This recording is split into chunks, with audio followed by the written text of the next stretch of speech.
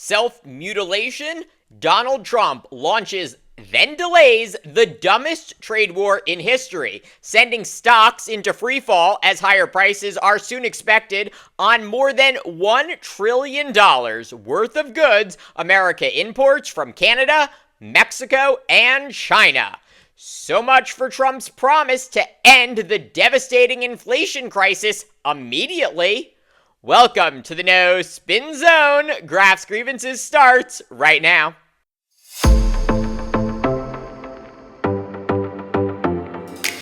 President Donald Trump striking an 11th hour deal with Mexico to pause sweeping new tariffs that were set to go into effect Monday night on America's neighbor to the south. After a call with Trump, President Claudia Sheinbaum of Mexico announcing that she would be sending an additional 10,000 troops to Mexico's northern border with the United States to try to further block the flow of illegal drugs and migrants into America. And in exchange, she said the United States would work to prevent the trafficking of high-powered weapons into her country. The abrupt announcement, which Trump confirmed on social media, saying little about what kind of agreement the U.S. and Mexico would attempt to reach over the coming month to prevent Trump's 25% tariff on goods from Mexico from being implemented. For months, economists have warned that those new Trump tariffs will sharply increase the cost of the $475 billion worth of goods Americans consume from Mexico each year. So crisis averted? Not even close. In addition to new tariffs on Mexico, Trump also imposing a new 25% tariff on goods the United States imports from Canada, and a new 10% tariff on goods the United States imports from China. Those tariffs still expected to go into effect Monday night, raising the cost of the $429 billion worth of goods the U.S. imports from Canada each year, and raising the cost of the $448 billion in goods the U.S. imports from China yearly. All of this can understandably sound very abstract. Those are huge numbers. But the bottom line is that because of Trump's tariffs, Americans will be paying more for nearly everything. From crude oil, lumber, and auto parts, to cell phones, computers, and video games, as well as beef and agricultural products. Prices will rise significantly for consumers in the United States. So why does Trump want Americans who are already cash-strapped to suffer more? Charitably, one could argue Trump sees tariffs as a negotiating tactic to get concessions from foreign countries that he believes will ultimately benefit the American people. And at least right now, that appears to be what just happened with Mexico. Trump's threat of tariffs pushed Mexico to ramp up border security, to curtail illegal immigration, and hopefully stop the flow of fentanyl and other illegal drugs into the United States that kills scores of Americans each year. Of course, only time will tell whether that actually happens or if Americans just end up paying higher prices for goods from Mexico in 30 days. But while that logic of using the threat of tariffs to force negotiations could make sense in the case of Mexico, it is hard to see how it applies to Canada and China.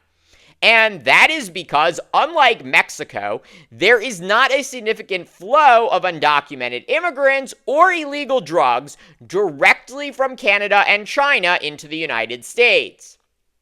So why has Trump suddenly ramped up tariffs on Canada and China? Honestly, we really don't know, and neither do they. I think Canadians are a little perplexed as to why our closest friends and neighbors are choosing to target us instead of so many other challenging parts of the world. I don't think there's a lot of Americans who wake up in the morning saying, "Oh, damn Canada. Oh, we should really go after Canada." That was Canadian Prime Minister Justin Trudeau this past weekend, expressing his confusion with Trump's new tariffs before announcing that Canada would retaliate against the U.S. by imposing a new 25% tariff on more than $105 billion worth of goods that the U.S. consumes, which, as Canada's former finance minister warned this morning, will harm Americans directly. We are going to fight back, and Canada is your biggest market. Canada is a bigger market for U.S. exporters than China, Japan, the UK, and France combined. For Americans, like, you're business people, right?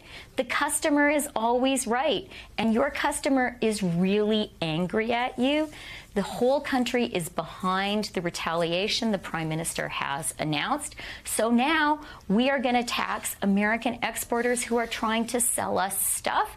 That means Americans are going to lose jobs. So this is really, it is self-mutilation. America is hurting itself. We think that it is utterly crazy, and we're also really, really angry at you. I mean, the tariffs against Canada are higher than the tariffs imposed against China. What's going on here, guys? Interestingly, Canada's new border taxes will specifically target orange juice from Florida, whiskey from Tennessee, and peanut butter from Kentucky, all Republican states that Donald Trump won. Trudeau also saying that Canada's tariffs will hit U.S.-made beer, wine, vegetables, perfume, clothing, shoes, household appliances, furniture, and potentially critical minerals. And all of this fighting between allies is at least partially why the Rupert Murdoch-owned Wall Street Journal, which rarely criticizes Trump, declared his trade war, quote, the dumbest in history, saying prices on nearly everything will go up for American consumers. U.S. economic growth will slow, and the American people won't get anything in return. As for Republican lawmakers, they have largely refused to speak out against Trump's job-killing inflationary tariffs. However, there have been a few notable exceptions. What about tariffs against our allies? It will drive the cost of everything up.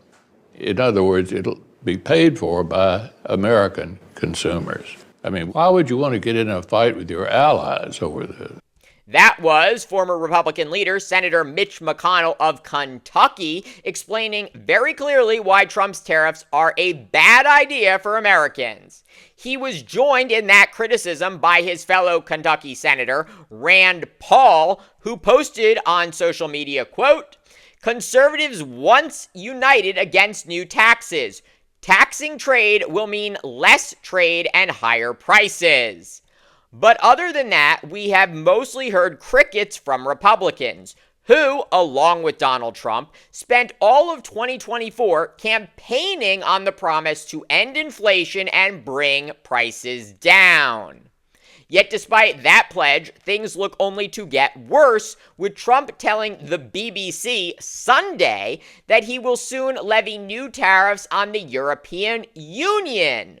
So you got that. In addition to antagonizing Mexico, Canada, and China, Trump also plans to ignite a trade war with Europe, which will only drive prices up even further for American consumers. Is that really what those 77 million Americans voted for when they cast their ballot for Trump? Remember, he's doing this before even trying to cut your taxes. Thank you for watching Graf's Grievances.